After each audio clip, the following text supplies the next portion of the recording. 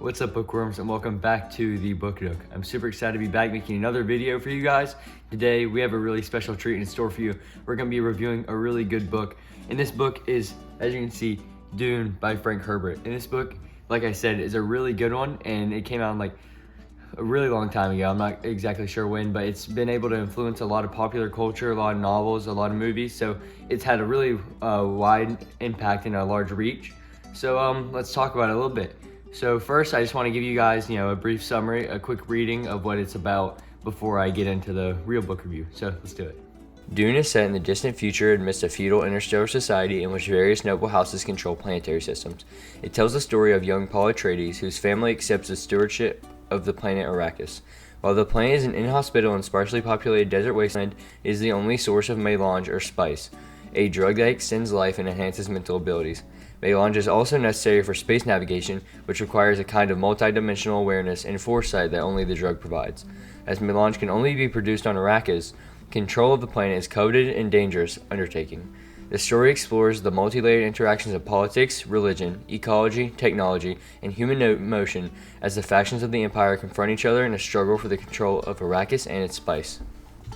Okay, so there's your basic summary of the novel. So now that you got a gist of it, I want to talk a little bit more about the novel. I'm not going to be talking too much about the plot in this episode because, it's really something that you need to discover for yourself. I just kind of want to talk about the certain elements that I liked about the book.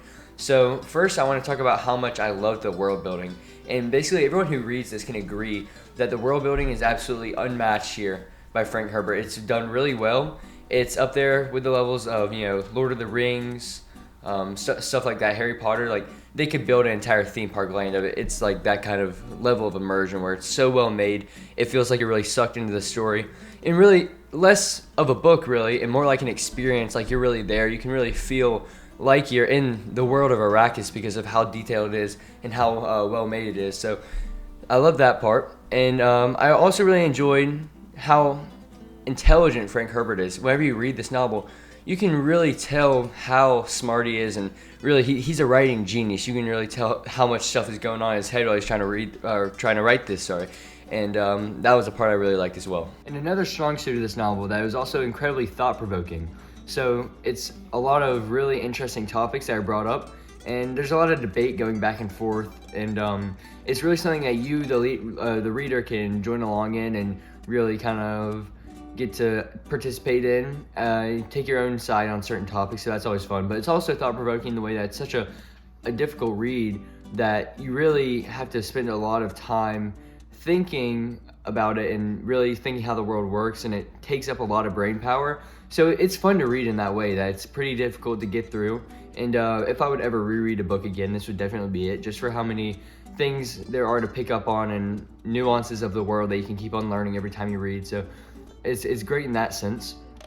So also, this is a sci-fi novel, and that's been debated, but it is definitely a sci-fi. It's kind of sci-fi fantasy type meshed together, but it's definitely sci-fi overall.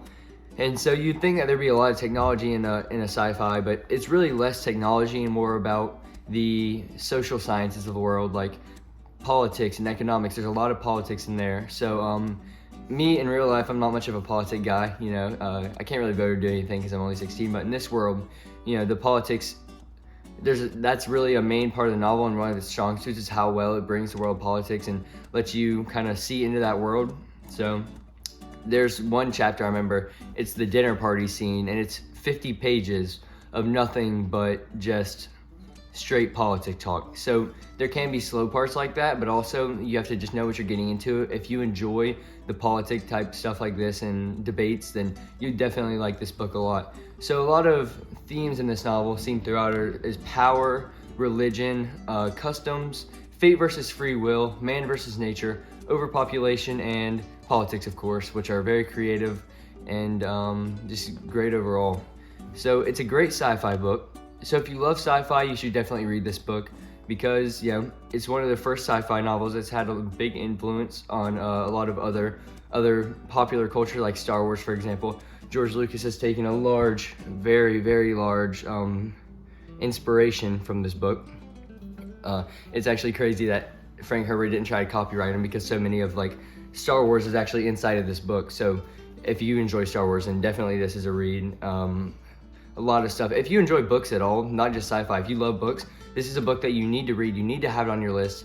And I think that everyone would enjoy this book. It is slow at certain points, but it is great. So now let me tell you about some things I didn't like so much about the book. So let's go do it. So something I noticed about the novel, not noticed, it's pretty blatantly obvious, is how many new words are made into this novel. So whenever you take a look, I don't know if this is just my edition or if this comes in every book.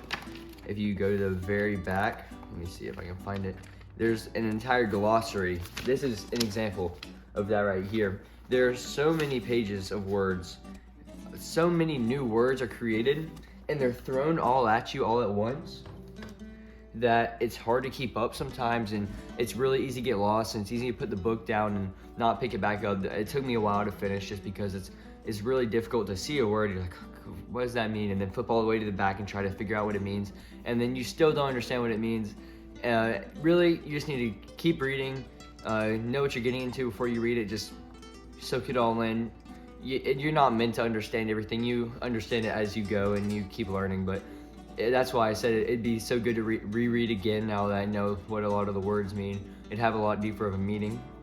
And another thing, like I already stated, the politics part, if that's something that bores you, then, this wouldn't be a book for you, really, because there's so much, politicking that goes on, which is something that I enjoy, but it is a lot for some people. Like I said, 50-page dinner party, that's hard to get through. Even if you are the biggest politics fan in the whole world, love to see this stuff unfold, that's rough to get through that. So that's just some dislikes. Now let's talk about my final review. So I want to relate the book to the movie. So really, the book and the movie are pretty equal in the amount of information that they give about the world and everything. So of course, like anything, you get more information about the book than you do in the movie, but the movie does give out pretty much everything necessary that you need to know. So I definitely think if you enjoyed the movie, then you love the book, and vice versa. If you love the book, then you really enjoy the movie. So I definitely recommend it. If you only watch the movie and you enjoyed it and you just want to see a little bit more of the world, definitely read the book because it definitely sucks you in, and you definitely enjoy it a lot. So also, if you're a fan of science fiction books, everything science fiction basically derived from this book right here, and it's a really good one. You should definitely read it, even if you just love books in general, or if you're like me and you're mainly a fantasy reader, which most of you probably are, because that's the main thing I review on my channel is all the fantasy books that I read.